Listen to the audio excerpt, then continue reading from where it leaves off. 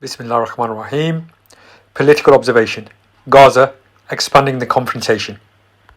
The Israeli army has insinuated that it may extend the scope of confrontation with the Palestinian resistance in Gaza. The battle for the Jews is designed to Judaize al-Quds and the holy sites and impose a fait accompli in light of the previous understandings between Donald Trump and Benjamin Netanyahu.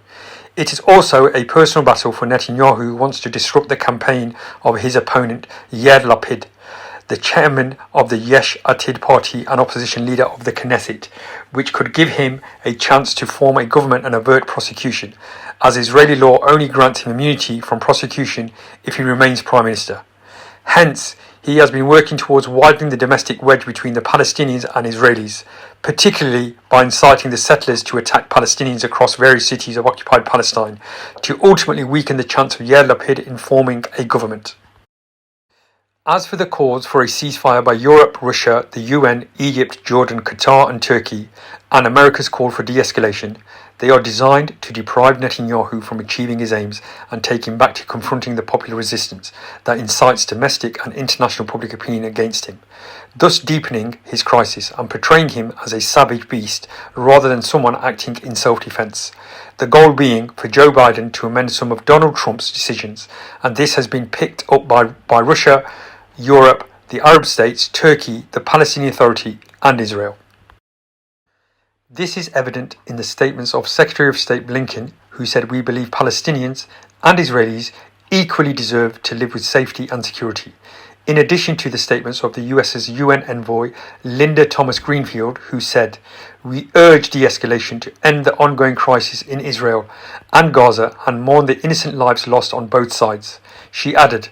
"We recognise Israel's right to defend its people and territory, and we equally believe the Palestinian people need to be able to live in safety and security. This is equally evident in Russia's standpoint, as per the statement of Foreign Minister Sergei Lavrov, while his deputy Sergei Vershinin urged Israel to cease all settlement activities in Palestinian lands immediately, saying Moscow has called for respecting the status quo of the sacred precincts in Jerusalem. Nevertheless, the Arab and international pressure exerted on Israel does not mean they support the Palestinians, but rather that they are attempting to align the events with political solutions leading to liquidating the Palestinian issue in a manner that would not be impeded by the domestic Israeli political outbidding and Netanyahu's personal calculations. An example of which is the treacherous stance of the Egyptian regime designed to prevent the Palestinians and the resistance groups from imposing their willpower while dissipating their efforts and squandering their gains, while extinguishing the spirit of jihad and the Ummah's hopes of liberation. Their stance is also designed to throwing the leaders of the Zionist entity a lifeline while keeping their comportment in check according to the volition of America and impinging on the American agenda and interests.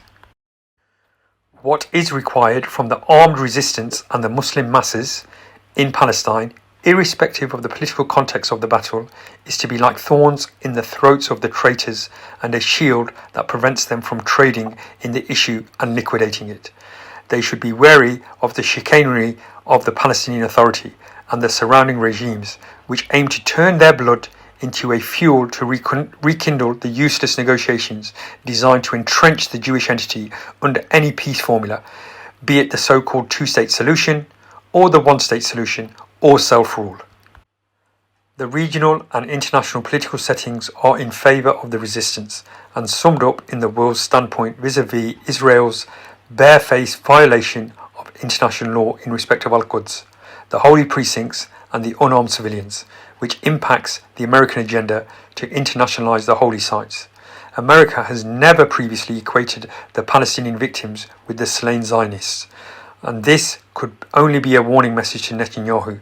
Hence, the Muslims in Palestine, especially the resistance fighters, should reject the dictates and despicable mediation of the Egyptian regime that are designed to impose the direction of the battle on the resistance in order to achieve outcomes which are in favour of the expected submissive solutions in line with the US agenda. Muslims, no matter how much damage the confrontation undertaken by the Palestinian resistance is able to inflict on the cancerous criminal entity, the war will never be balanced. especially as the strikes of the resistance has turned the Jewish entity into a wounded beast, and this is why it has started to intensify its vicious attack on the people of Gaza, with utter oblivion to the Muslims and the entire world. The Muslims should drive out their collaborating rulers, whose function is to protect the Zionist entity and the American interests, before expelling the Jewish ambassadors, and rectify the situation by establishing the Islamic State, which will remind them of avert and make them forget the whispers of Shaitan.